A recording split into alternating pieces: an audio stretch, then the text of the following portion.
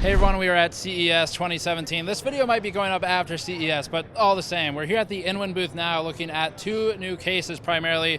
There's a third I'll throw in at the end though that's kind of special. This is the 301. We'll also be talking about a modified version of the 303 called the 303 Type C. Before getting to that, this coverage is brought to you by CyberPower and their Cyber XL gaming PC, though to be relevant, they also have some Inwin cases in the rotation.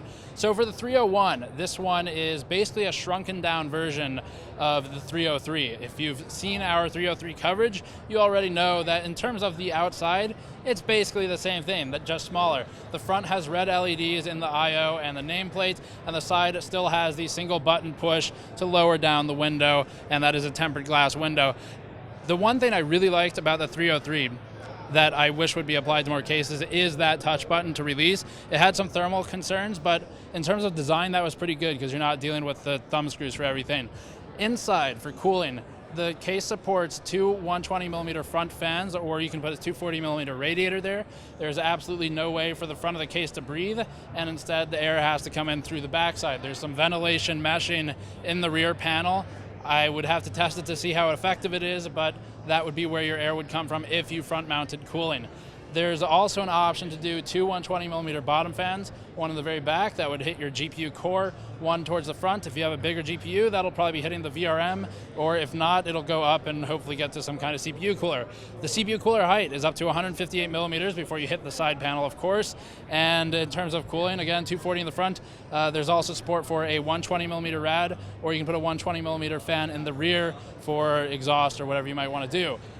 Power supply is top mounted, obviously, because we've got two fans on the bottom, so top mounted PSU, and then in front of that is a 2.5 or 3.5 inch drive cage. So it is technically 3.5 on the spec sheet, but could be 2.5. Backside supports two 2.5 inch SSD trays, and we were not able to take the back panel off because for show purposes, they didn't want us to, just because it's a trade show and they probably built it last minute, and I'm sure the cables were not managed because they didn't have enough time, so we won't be able to see that. But moving on next to the Type C version of the 303. And now moving on to the 303 Type C, this is again pretty similar to the 303, same tooling, all of that, but they've added a Type C connector to the front and then some pretty obvious changes to the side panel. There is, it's not a laser etching, but some kind of other logo display on the side. And the cool thing here is that this is actually illuminated on the panel itself, but rather than using a cable, if you release this lever, you'll see it loses the lighting. That's because inside, it's just the direct pin contact to a little very tiny PCB on the side panel, so no cables are required for that functionality.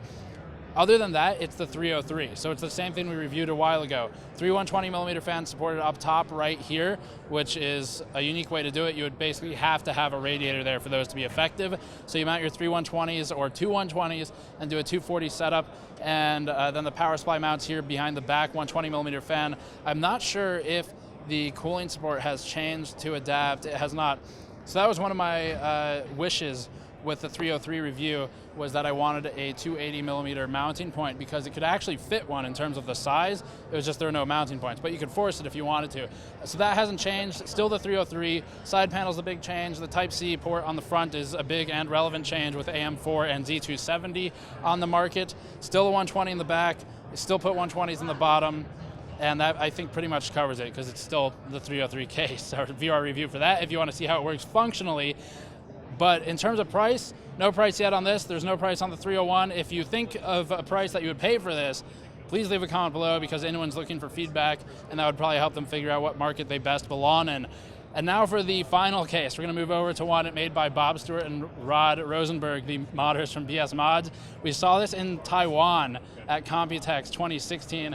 It's actually a real case now, so let's go check that out. So the final case, like I said, Computex, we covered something like this, almost the exact same actually. This was done again by BS Mods. The case is built on the frame of the 509, but the entire body is obviously completely different. 3mm thick aluminum for the paneling, and rather than retool the entire chassis, which would of course be a huge expense, they've used standoffs. So in that regard, it's pretty smart because they've got standoffs to mount this plating on the outside off of the original frame. That way there's no retooling required. The 509 specs are pretty much the same. You can still fit your 140 in the back, power supply still in the bottom, all that stuff. but with the medieval metal, that's the name of the case, styling of the case. This was done by Inwin's factory. They're now actually going to at least somewhat mass produce it rather than just be a one-off mod for the contest that was hosted in Taiwan last year. The sword is machined on both sides, and it obviously serves as the IO, which is kind of cool.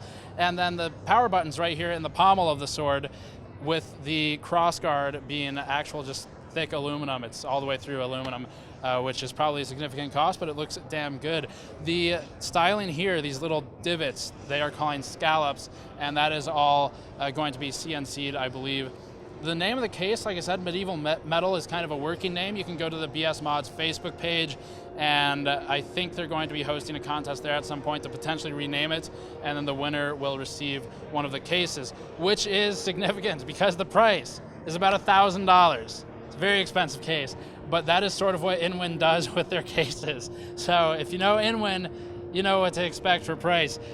This is not something that I would probably review for function. It is definitely a form type of case. It comes with no fans like most of the other ones we've looked at. You buy your own fans, buy your own components, set it up how you like. You'd probably want to liquid cool it. Your intake's all in the front, and there is a sort of Templar's cross in the front with LED illumination from the setup that they have, but you could set that up on your own if you wanted to. The mesh for the Templar's cross is some kind of punching from their factory, which we did a factory tour and saw the machining, was pretty damn cool. If you want to check that out, we have a video from the factory tour in Taiwan last year. So that's it for the Inwin booth for CES 2017. You can find all of our coverage on the channel, Gamers Nexus, on the website, gamersnexus.net, Patreon link in the post-roll video. It helps out directly. Subscribe for more. Thank you for watching. I'll see you all next time.